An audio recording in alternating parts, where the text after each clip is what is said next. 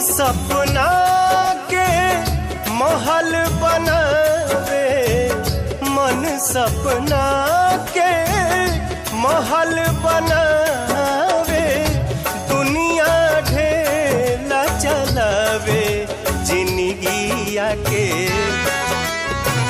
खेला समझ में न आवे, जिंदगिया के खेला समझ में न आवे।